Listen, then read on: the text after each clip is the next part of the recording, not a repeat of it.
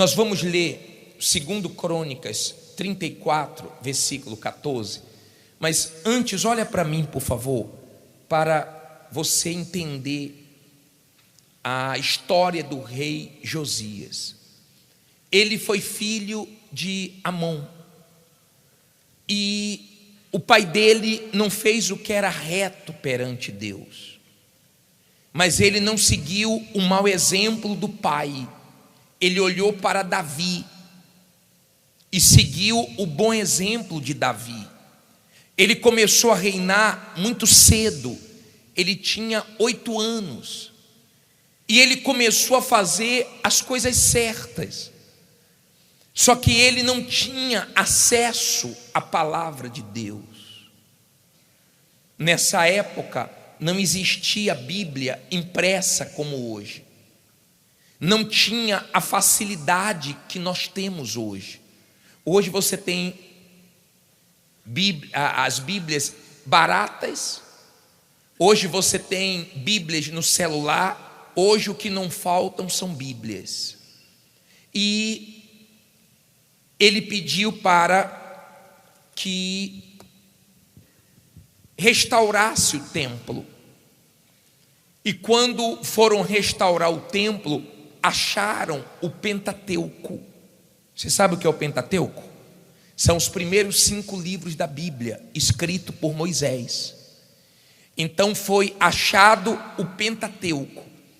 E eu queria que você acompanhasse como isso mudou tudo. Como isso trouxe um avivamento na época do rei Josias. Ele já vinha procurando fazer o que era certo, mas quando ele tomou conhecimento do Pentateuco, da lei, da palavra de Deus, mudou tudo.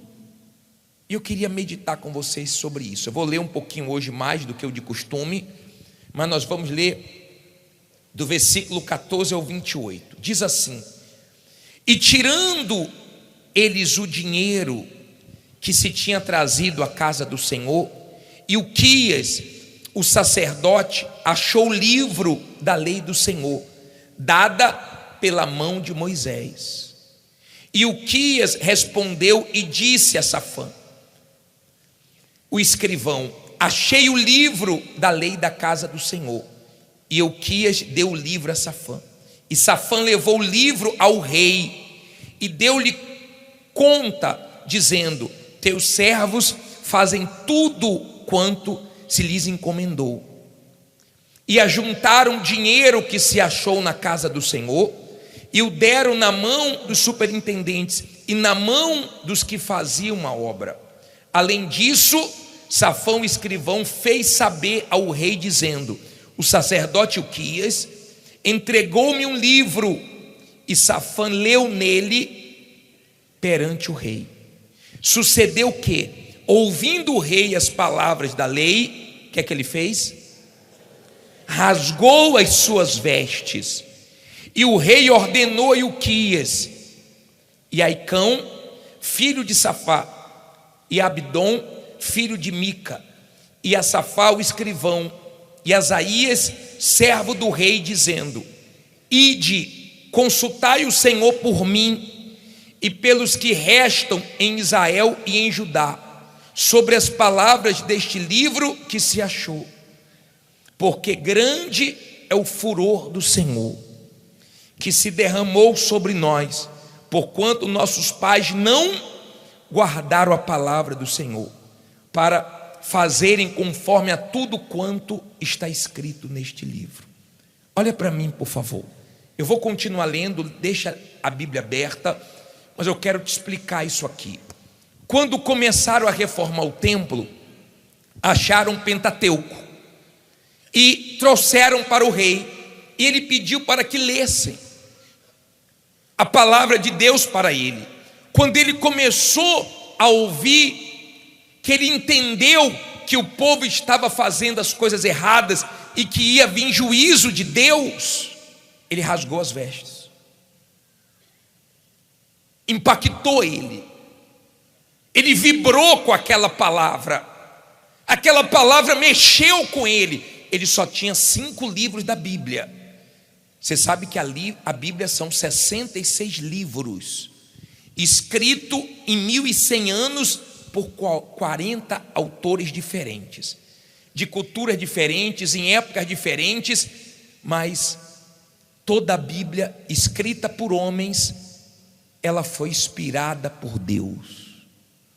Todos que se levantaram contra a Bíblia, em todas as gerações, caíram, e a Bíblia continuou de pé. Todos que quiseram acabar com a Bíblia, se acabaram antes, e a Bíblia continua poderosa e viva. A Bíblia é a palavra de Deus, ela não tem limites. A Bíblia é algo tão poderoso. A Bíblia é o próprio Deus, é a voz de Deus, é a palavra de Deus. O mundo foi criado pela palavra de Deus. O mundo vai ser julgado pela palavra de Deus. Só que no passado não tinha essa facilidade de hoje. Mas o rei e o sacerdote tinham que ter acesso à palavra, e eles estavam distantes da palavra, por isso que vinham errando. Ontem nós tomamos conhecimento que o mundo chegou a 8 bilhões de seres humanos. 8 bilhões de seres humanos. Por que o ser humano sofre? A Bíblia responde: o meu povo sofre por falta de conhecimento. Hoje tem muita Bíblia, mas tem muito desprezo. Hoje tem muitas Bíblias e tem poucos ouvidos para ouvir a voz de Deus. As pessoas não querem ouvir a palavra de Deus. Existem muitas vozes nesse mundo, e as pessoas querem ouvir as vozes do mundo e não a de Deus, e ficam acreditando em mentiras, que todo mundo é filho de Deus, que o inferno é aqui, que existe purgatório, que o diabo não existe, que a Bíblia foi escrita por homens, é do homem, não de Deus. Mas a Bíblia fala tudo o contrário. A Bíblia não fala que todo mundo é filho de Deus, todo mundo é criatura. Filho de Deus é quem nasce de Deus. Filho de Deus é quem é gerado pelo Espírito Santo. Filho de Deus tem que fazer a diferença nesse mundo. A palavra de Deus, ela é o maior tesouro que existe na terra. Hoje você vê as pessoas deixando a Bíblia largadas. Hoje você vê as pessoas deixando a Bíblia aberta no Salmo 23, 91. Hoje você vê as pessoas desprezando a palavra de Deus como nunca. E quanto mais você se afasta da palavra de Deus, mais você se aproxima do erro. Quanto mais você se aproxima da palavra, mais você se afasta do pecado e do erro. Então, ou a palavra de Deus vai te afastar do erro, ou o erro vai te afastar da palavra de Deus. O diabo odeia a palavra de Deus, por isso que é o livro mais perseguido, é o livro mais queimado, é o livro que é perseguido no mundo inteiro, mas é o livro mais vendido e mais traduzido para todas as línguas, e é o livro que vem permanecendo de geração em geração. Passa tudo menos a palavra de Deus. Se você enfrentar o diabo com a palavra, com o que está escrito, você vence como Jesus venceu. Nós nos alimentamos da palavra. Você quer ter fé? Não adianta orar, não adianta pedir para alguém orar para você ter fé. Você quer ter fé? Ela vem de ouvir a palavra.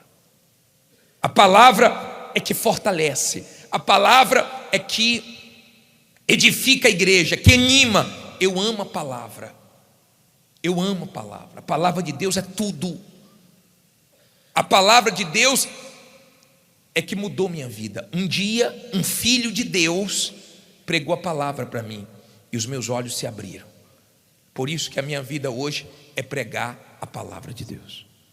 Então você tem o rei que vinha fazendo as coisas certas, diferente do pai, mas não tinha o conhecimento da palavra. Quando teve o conhecimento, rasgou as vestes, mandou consultar a mulher de Deus. Não era o profeta nessa época, era uma mulher que profetizava. Nós temos muitas mulheres na Bíblia que foram usadas por Deus, e nós temos muitas mulheres hoje que são usadas por Deus. E a Bíblia diz assim no versículo 22: então Ilquias e os enviados do rei foram ter com a profetisa Uda, mulher de Salum, filho de Tacate, filho de Aras. Você vê aqui vários nomes. Isso aqui não é o que faz a diferença. Guarda das vestimentas, e habitava ela em Jerusalém, na segunda parte.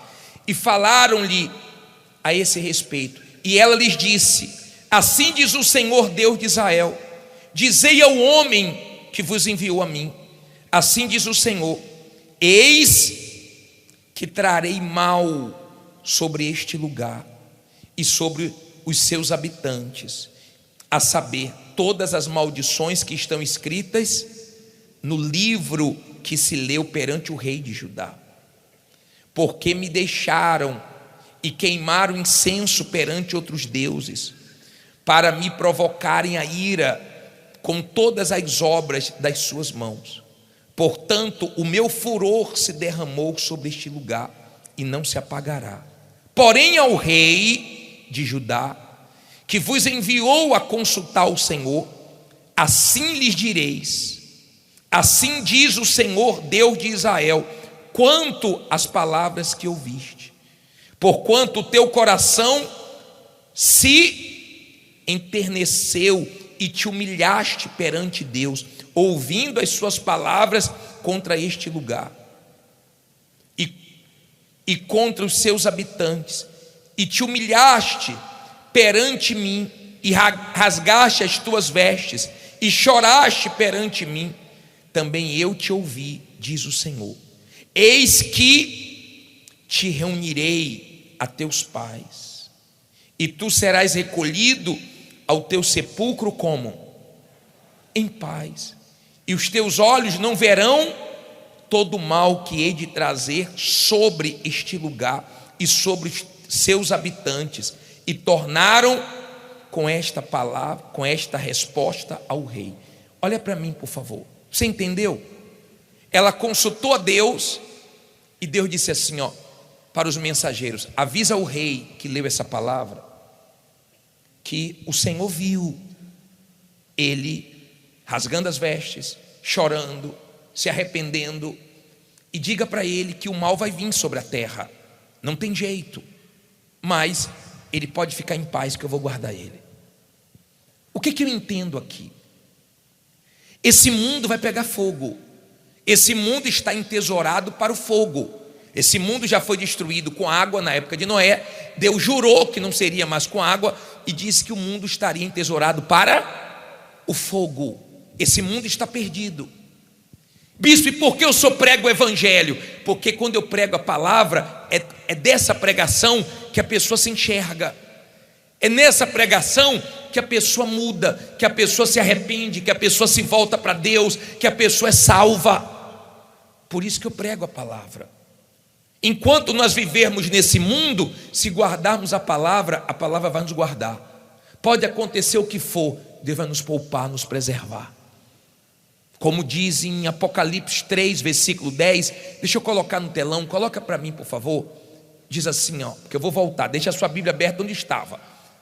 Como guardaste a palavra da minha paciência, também eu te guardarei da hora da tentação que há de vir sobre todo mundo, para tentar os que habitam na terra. Isso aí foi o Senhor Jesus que falou para a igreja de Filadélfia, em Apocalipse 3:10. Então, você guardou a palavra, você amou a palavra, você obedeceu a palavra, você medita na palavra, você tem a palavra como regra de vida. Fique tranquilo, que essa palavra nunca falhou. Ela tem riquezas para todas as áreas da sua vida.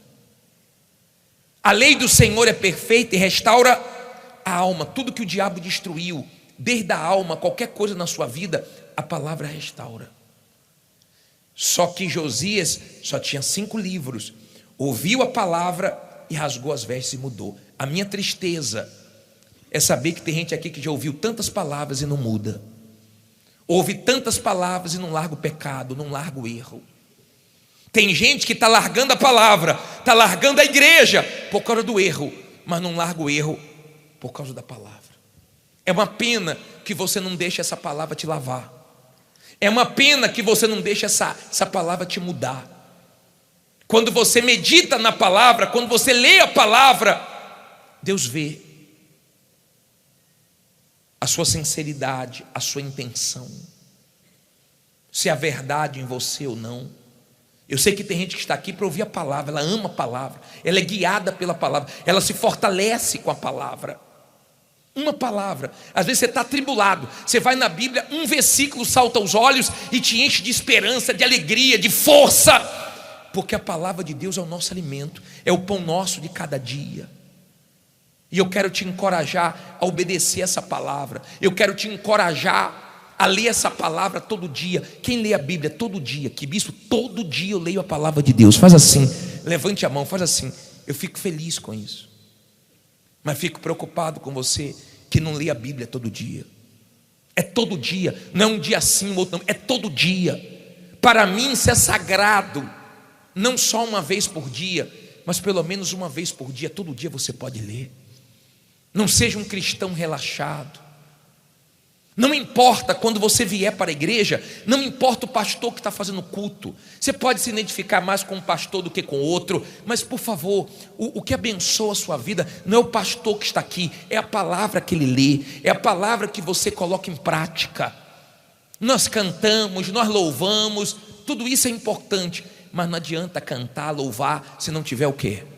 A palavra. O que muda a sua vida, o que transforma, o que abre o seu entendimento é a palavra. Quando você vier na igreja, confira se o pastor está lendo o quê? A palavra, porque você não vai comer na mão de ninguém, você não vai ser influenciado por ninguém, você influencia, mas você não é influenciado, ninguém me engana, sabe por quê? Por causa da palavra. Ame a palavra, não importa se sou eu, se é o pastor A, o bispo B, não importa. O que importa é que ele está pregando a palavra. Você pode gostar muito da gente, se você não põe em prática, não adianta nada se gostar da gente. Não adianta nada. Mas você pode estar aqui pela primeira vez, mas se essa palavra mexe com você e você se entregar a Jesus, você vai nascer de novo, você vai ter o Espírito dele, você vai ser filho, você vai ser salvo. Essa palavra vai poder te salvar, te fortalecer e mudar a sua vida. E basta um toque do Espírito Santo para abrir seu entendimento e você se curvar para essa palavra e deixar essa palavra guiar você. Essa palavra é lâmpada para os nossos pés, é luz para os nossos caminhos. Essa palavra é tudo. Esse é o maior tesouro, o que temos de mais valor. Guardar a palavra não é guardar numa prateleira, não é guardar numa estante, em um cofre. Guardar a palavra é guardar no coração e praticar ela e colocar em prática. É isso que Deus quer saber.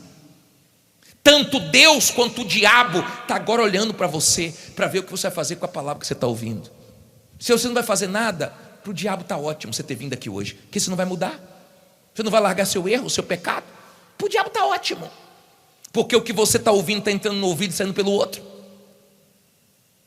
Mas se você der ouvido e mudar, para Deus vai ser ótimo, porque Ele tem muita coisa para te dar, e sua vida vai ser salva. Amém? Eu não posso obrigar, Deus não trabalha obrigando, não existe obrigação na igreja. Deus instrui, Deus orienta, Deus mostra o caminho. Quem quer se dar mal, desobedece. Quem quer se dar bem, obedece. Ei, se mentiram para você, eu estou pregando a verdade para você. Não é todo mundo que vai para o céu. O inferno não é aqui. Não morreu e acabou. Não são essas verdades que estão na Bíblia. O inferno é bem diferente daqui. Não morre e acabou, porque todos que morreram antes de nós estão vivos. E eu não sei quando vai chegar a sua hora de partir desse mundo, mas eu fico feliz, porque em vida você teve a oportunidade de ouvir o Evangelho, de ouvir a palavra de Deus. Tomara que você se submeta, entregue seus caminhos a Jesus, obedeça essa palavra, e você vai ver o poder dessa palavra. Eu duvido você obedecer essa palavra e não mudar de vida. Duvido. Só se você não colocar Deus em primeiro lugar, só se você não obedecer, só se você for rebelde. Mas se você obedecer essa palavra, não sou eu que muda a sua vida, não. É o próprio Deus que muda a sua vida. E quando você lê a palavra te lê. Ela mostra os seus erros, as suas falhas. Você sabe o que está errado na sua vida. Josias, quando leu, na hora falou: estou errado, temos que consertar o erro. Já tinha consertado muita coisa, mas ainda faltava algumas coisas. E é com você que eu estou falando agora. É com você que Deus está falando agora. Você que em algumas coisas você mudou, mas tem muitas coisas que ainda não mudaram na sua vida. Ou talvez poucas, ou talvez uma coisa está faltando para você ser salvo. E você sabe o que é. Talvez ninguém saiba, ou quem convive com você sabe. Mas tem uma coisa que você sabe que Deus não aprova. Ou mais coisas. E como Josias, hoje você quer se entregar a Deus e consertar a sua vida com Ele, para que haja salvação. Houve um avivamento, uma revolução. Coloca o versículo 31 para terminar. 2 Crônicas 34, 31. E pôs-se o rei em pé. Olha só.